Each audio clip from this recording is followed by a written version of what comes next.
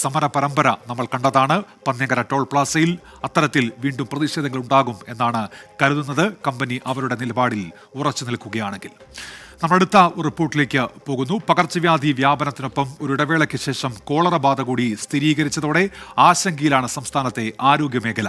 കഴിഞ്ഞ 6 മാസത്തിനിടെ 9 പേർക്കാണ് കോളറ പിടിപെട്ടത്. രോഗവ്യാപനം തടയാൻ അടിയന്തര മുൻകരുതൽ എടുക്കണമെന്ന് ആരോഗ്യവകുപ്പ് മുന്നറിയിപ്പും നൽകുന്നുണ്ട്.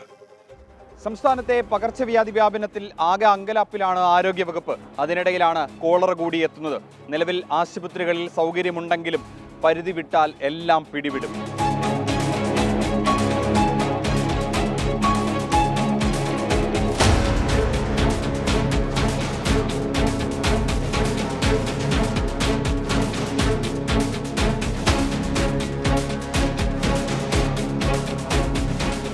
രണ്ടായിരത്തി 2017 സംസ്ഥാനത്ത് അവസാനമായി കോളറ ബാധിച്ച് മരണം റിപ്പോർട്ട് ചെയ്യുന്നത്. നെയ്യാറ്റിൻകരയിലെ ഭിന്നശേഷി ഹോസ്റ്റലിലെ അന്തേവാസി അനു മരിച്ചതും സമാന ലക്ഷണങ്ങളോടെ. ഹോസ്റ്റലിലെ 10 വയസ്സുകാരന് രോഗം സ്ഥിരീകരിച്ചു. 12 പേർ ലക്ഷണങ്ങളോടെ ചികിത്സയിലുണ്ട്. കാരുണ്യ ഹോസ്റ്റലിലെ അന്തേവാസികൾക്ക് നിലവിൽ കോളറ പ്രതിരോധ മരുന്ന് നൽകിയിട്ടുണ്ട്. ഹോസ്റ്റലിൽ നിന്നാണോ കുട്ടിക്ക് കോളറ ബാധിച്ചതെന്നും ഉദ്യോഗസ്ഥർ പരിശോധിക്കുന്നുണ്ട്. കേസുകൾ കൂടുകയാണെങ്കിൽ ഐരാണിമുട്ടത്ത് ഐസൊലേഷൻ കേന്ദ്രം തുറക്കാനും ആലോചനയുണ്ട്. 12 കേസുകളാണ് ആകെ വയറിളക്കമായിട്ട് ഇപ്പോൾ ഈ സമയം വരെ ഉള്ളത്. അതിൽ ഒരു കേസാണ് സ്ഥിരീകരിച്ചിട്ടുള്ളത്. മറ്റ് കേസുകൾ പരിശോധനയിലാണ്. മെഡിക്കൽ കോളേജിലാണ് എല്ലാവരും അഡ്മിറ്റ് ചെയ്തിട്ടുള്ളത്. മറ്റ് ഹോസ്പിറ്റലുകളിൽ പേഷ്യൻ്റ് ചെല്ലുന്നുണ്ട്.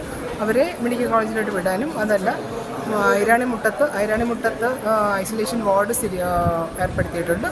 അങ്ങോട്ട് അഡ്മിറ്റ് ചെയ്യാനും പറഞ്ഞിട്ടുണ്ട്.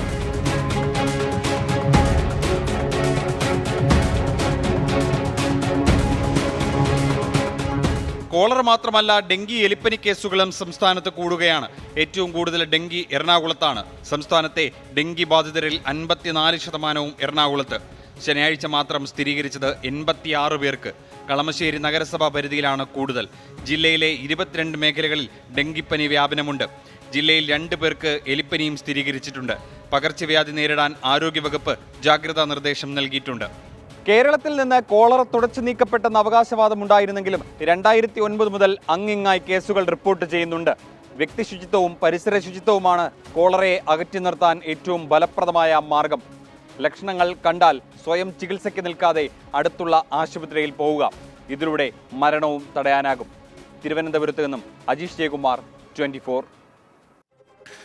ഇതിനിടയിൽ ഒരു പ്രതികരണം വരുന്നത് നാട്ടുകാർക്ക്